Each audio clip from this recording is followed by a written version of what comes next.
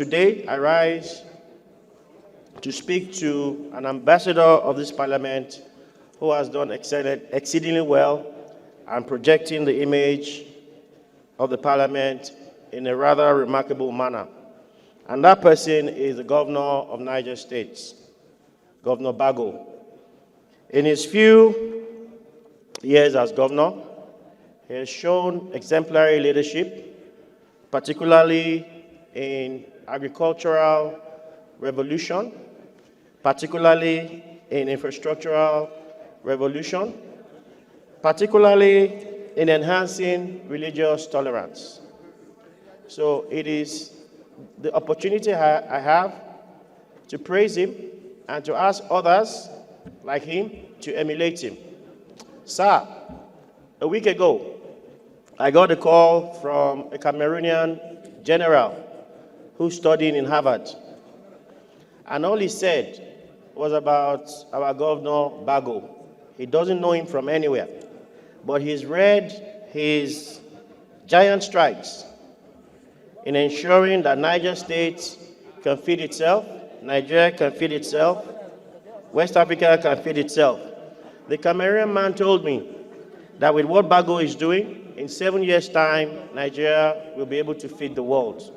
So thank you for giving me the opportunity to praise this ambassador who we defeated in 2015, including you. We all came together to deny him being the Speaker of the Ninth Assembly. You were a great participant in that. But thank God you foresaw the future.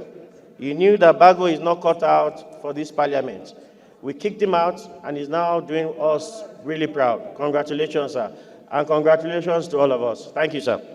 Thank you, Babajimi, but I can remember with nostalgia the role you played in ensuring that he does not succeed as a speaker. And thank you that you are now appreciating him as a governor that is an ambassador of the House. Thank you so much. Honorable Said. Honorable colleagues, my name is Honorable Said Musa Abdullahi. I represent the people of Bida, Gwakokacha Federal Constituency. Mr. Speaker, I'm from Niger State. Mr. Speaker, although matters of personal explanation are not subjected to debate, by plead with the Speaker and my colleagues to set aside our rules to allow for one or two words to be added to what my big brother has just mentioned about my governor. Mr. Speaker, as a state, I think it's indeed a bright day for Niger State. This is a state that was created in 1976, a state with huge potentials. When you talk landmass, Niger State is sitting on a landmass that is almost 10% of the total landmass of the country, with huge water bodies and very fertile land. Unfortunately, in spite of our potentials in terms of agriculture, it's been stories upon stories until God blessed us with a leader who has defined himself as a farmer governor. Mr. Speaker, I've had the rare privilege to be with my governor over the past 18, getting to 20 months of his stewardship as governor of Niger State.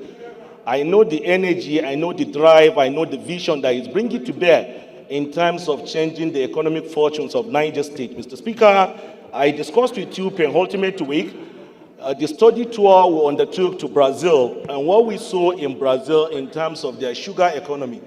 As of today, my governor has set out to cultivate 250,000 hectares of land for sugarcane production, and by the numbers that we did, that alone can sustain Niger State. The state has a potential to make about $1 billion just by cultivating 250,000 hectares of land for sugarcane production. And this is the much is doing for other agricultural crops. You talk of rice, which by all indices, Niger State has the potential to feed not just the country, but we have the potential to feed the world of Africa in terms of our rice demand. Now, interestingly also, he has not restricted himself to just the agricultural sector. He's an all-rounder. If you see the massive infrastructural development going on in Niger State today, a lot have wondered where is he getting the funds from. But one thing he will always tell us is the most important thing is to have the vision. If you have the vision and you have the ideas, the monies will naturally flow in. So this is an individual, just like my senior brother, Honorable Jimmy Benson mentioned, is an individual, is one of us, and I don't want to be too selfish to take ownership of him as somebody from Niger State. I want to see him as an ambassador of this Harlow Chamber, somebody that is doing us very, very proud. When I came into the assembly, spending just a few months here, I told my people back home that Niger will only be lucky the day it has a member of the parliament becoming a governor of the state. And thank God it has come to pass, and everybody is releasing on some of the things that we told them. So thank you for giving us this rare privilege to celebrate one of us. And I assure you, his journey in terms of redefining the political and economic fortunes of Niger State has just begun. Let me also add, in Niger State today, we do not have opposition. It treats members of both the ruling party and even the opposition alike.